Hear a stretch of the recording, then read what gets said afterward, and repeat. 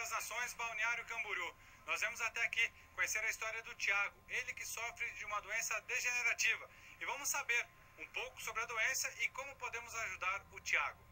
Thiago, conta um pouquinho sobre a sua história antes da doença. Bom, antes da doença eu era um cara bom. Eu andava tudo legal.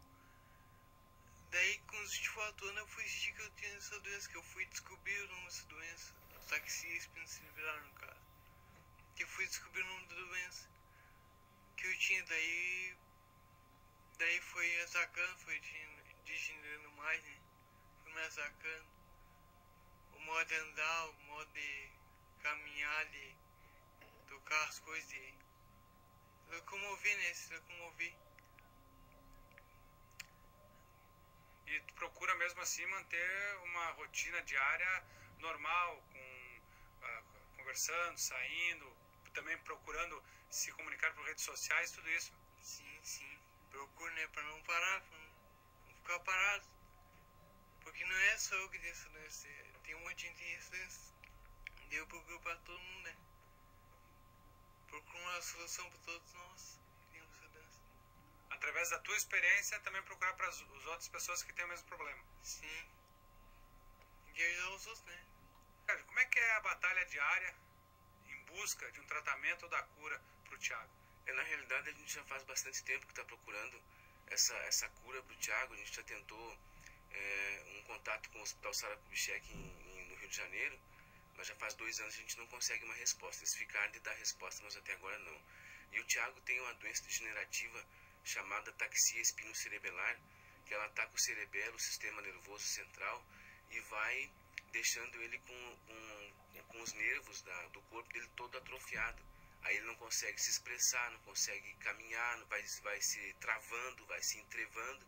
E é uma doença hereditária que ele adquiriu da mãe dele, que também tem o mesmo problema. Inclusive a mãe dele está com o mesmo problema ainda, já em fase bem avançada da doença. E existe um tratamento ou a cura? O tratamento existe, a cura não sei se existe totalmente. A nossa esperança seria que ele fizesse um transplante de célula-tronco, que já está sendo feito em Salvador. Mas só que para isso a gente teria que levar ele lá, fazer a consulta, ver qual é a possibilidade dele fazer um transplante de célula-tronco, porque para nós hoje é a luz no fim do túnel, né? Para a saúde do Thiago. E o que seria necessário para ele conseguir essa ida a Salvador, essa consulta e de repente até o transplante? Primeiro a gente teria que fazer um contato direto com o hospital que faz esse transplante, ver qual é a possibilidade do médico poder atender ele, porque existe uma fila de espera bem grande para esse tipo de doença. É uma doença rara, mas que tem bastante gente no Brasil e no mundo com essa doença da ataxia cerebelar. Existem alguns remédios também para esse tratamento. Não seria assim, de repente, a forma mais emergencial, esses remédios? O Thiago já consultou com especialistas na área que não indicaram esse remédio ainda, porque eles estão todos em fase de experimentação, estão em fase experimental. Mas existem médicos que já estão mais a fundo no problema, que sabem qual tipo de tratamento que ele pode fazer. Esses médicos hoje eu acredito que estão ou no Sara Kubitschek ou em Salvador. Então a opção do Thiago seria ou Sara ou Salvador, o transplante de célula-tronco. Exatamente, a nossa única esperança é que a célula-tronco resolva o problema do Thiago.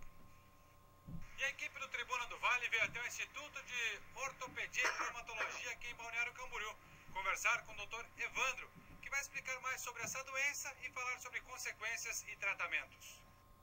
A degeneração espinocerebellar, como o próprio nome nos traz, trata-se de uma doença degenerativa em que afeta os feixes ou tratos ou nervos que passam na espinha e no cerebelo. Essa doença ela é de origem genética, hereditária, e é uma doença progressiva. E como ela se manifesta? Como é que a pessoa pode ter uma noção que possa ser essa doença? Esta doença ela costuma se manifestar com fraqueza, distúrbio do equilíbrio, que nós chamamos aqui como ataxia, e tonturas, de uma uma forma progressiva e que não responde a tratamentos convencionais, onde que o médico especialista, através de um exame de ressonância magnética nuclear do sistema nervoso central, consegue descobrir essa doença. E costuma também, na história clínica, existir a presença de familiares, pais, irmãos, com os mesmos sintomas da doença. E quais são as consequências dessa doença? Como eu mesmo referi, essa doença ela é de progressão lenta e costuma fazer com que as pessoas tenham uma evolução progressiva dessa fraqueza e desse distúrbio do equilíbrio. Então, não existe assim até o momento um tratamento curativo para o problema, né? E existe uma idade, até certa idade, ou a partir de que idade pode aparecer essa doença? Como a doença é provocada por um gene de penetrância variável, não existe uma data de idade precisa, mas costuma acometer principalmente o jovem e o adulto jovem, os primeiros sintomas da doença. E essa doença é hereditária? É de origem genética hereditária.